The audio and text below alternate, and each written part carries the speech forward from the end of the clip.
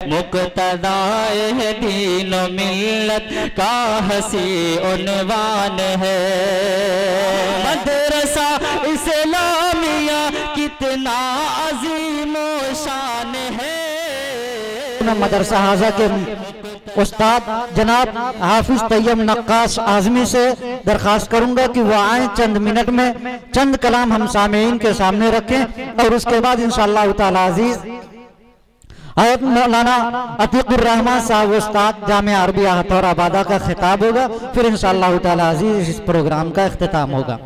بسم اللہ الرحمن الرحیم، نحمده ونصلی علی رسوله الکریم، رب اشرح لی صدری ویسر لی امری واحلل عقدۃ من لسانی یفقهوا قولی۔ اعوذ باللہ من الشیطان الرجیم، بسم اللہ الرحمن الرحیم، وَقَضَى رَبُّكَ أَلَّا تَعْبُدُوا إِلَّا إِيَّاهُ وَبِالْوَالِدَيْنِ إِحْسَانًا۔ محترم بزرگوں اور بھائیوں، وقت خاصا ہو گیا ہے، مغرب بعد سے آپ حضرات طلبہ سے، پھر حضرت مولانا مفتی محمد صالح صاحب دامت برکاتہم سے آپ نے قیمتی بیان سنا، اور میں سمجھتا ہوں کہ ٹھنڈک کی رات ہے اور مجھے بھی سفر کرنا ہے، ابھی فوراً ٹرین پکڑنا ہے۔ حضرت مفتی محمد صالح صاحب کو بھی ٹرین گورکھپور سے پکڑنی ہے، مجھے جگت بیلا سے پکڑنا ہے، تو کوئی تفصیلی لمبی بات نہیں ہوگی۔ کوئی 27 سال پہلے ہم یہاں خدمت کرتے تھے،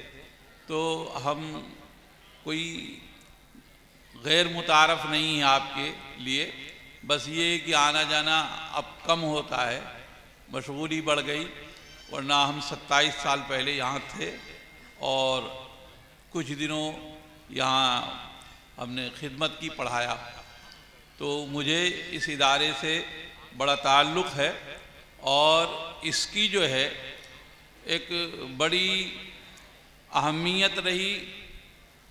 اس کا ایک رول رہا، ادارے کا علاقے پر بہت بڑا احسان رہا۔ یہاں کے بڑوں نے، حاجی عباس علی صاحب رحمۃ اللہ علیہ، پھر حضرت مولانا عبد الصمد صاحب رحمۃ اللہ علیہ، یہ اس کے محرک ہوئے۔ بوانی تو حضرت حاجی عباس علی صاحب ہیں، حضرت مولانا عبد الصمد صاحب بڑے لوگوں میں تھے، ادھر مشرقی علاقے میں ان سے بڑا کوئی عالم نہیں تھا، اور اللہ نے جلدی ان کو اپنی خدمت میں بلا لیا نوازنے کے لیے۔ حالات، حافظ خلیل صاحب دامت برکاتہم، انہوں نے، وہ ادارے کی ابتدا ہیں، ادارہ چلا، حالات بنے، بگڑے، انقلاب آیا، اور میں خود جس زمانے میں تھا یہاں تو عربی پنجم تک کی پڑھائی ہوتی تھی، 4-5 درجے حفظ کے تھے، قرأت کا مستقل شعبہ تھا، پرائمری کا نظام مستحکم و مضبوط تھا۔ ہم تو آج بھی یہاں کی پرائمری کی مثال دیا کرتے ہیں کہ ہم بھٹنی میں شروع میں پڑھاتے رہے تو وہاں پرائمری کا نظام بہت اچھا تھا، اور برادران وطن کے بچے بھی آیا کرتے تھے۔ تو اس ادارے کی بڑی خدمات ہیں، 5-6 ضلعوں میں کوئی پرانا ایسا شاید مل جائے جو یہاں کا فیضیاب نہ ہو۔ تو اس ادارے کا اور ادارے کے توسط سے اس پوری بستی کا، پورے علاقے پر احسان ہے۔ لیکن اب ادھر جو تھوڑے حالات بنے، اس میں ہم بھلے نہیں آتے، لیکن کوئی آنے جانے والا ملتا ہے تو میں مدرسے کی حالت پوچھتا ہوں، خیریت پوچھتا ہوں، بھئی ادارہ کیا ہے، کہاں تک پڑھائی ہے، تو اگر غیر امید افزا بات سنتا ہوں تو افسوس ہوتا ہے۔ اس لیے میں بستی والوں سے گزارش کرتا ہوں کہ بھائی یہ اس ادارے کو اپنے ماں باپ کی طرح سمجھو، اس کا احترام، اس کی ضرورتوں کی فکر، اور خدا نخواستہ نظام کار سے، طریقے انتظام سے اگر ہمیں اطمینان نہیں ہے تو اس کو منتظمہ کے ساتھ بیٹھ کر، ذمہ داروں کے ساتھ بیٹھ کر اس کو حل کریں، اس پر بات چیت کریں۔